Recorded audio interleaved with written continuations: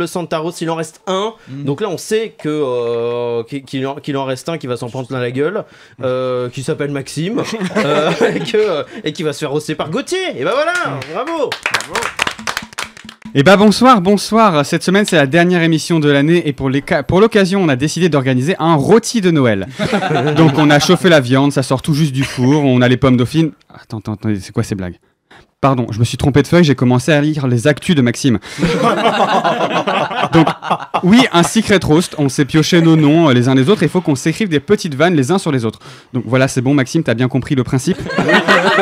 C'est bon. Merci. Maxime, il faut savoir que ça fait 3 fois qu'on lui explique le concept de roast, et il sait toujours pas ce que c'est. Quand il nous a envoyé son premier jet, c'était vraiment juste une recette de cuisine.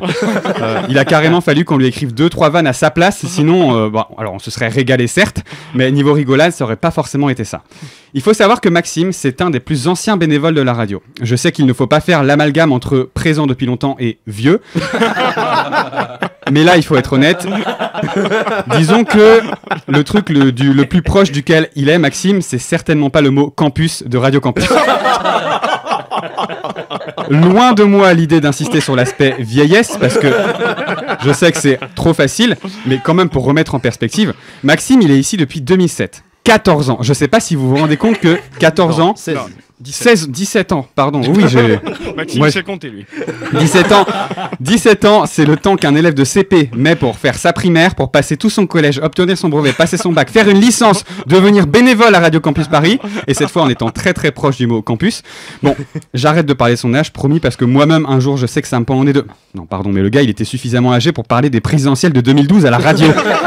En 2012, le type était adulte. Bref.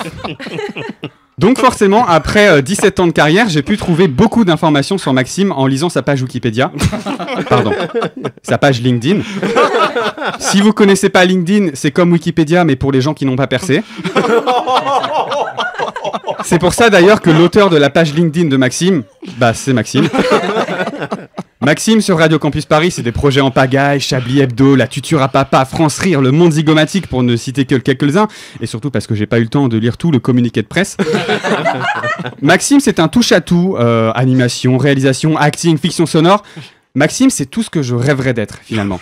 Faire tous les trucs, parce que faire des trucs, c'est trop bien. Et c'est en faisant n'importe quoi qu'on devient... Ah non, ça c'est un mauvais gars, pardon. Si jamais vous me dites, ouais, tu critiques, mais t'es juste jaloux, vous avez raison.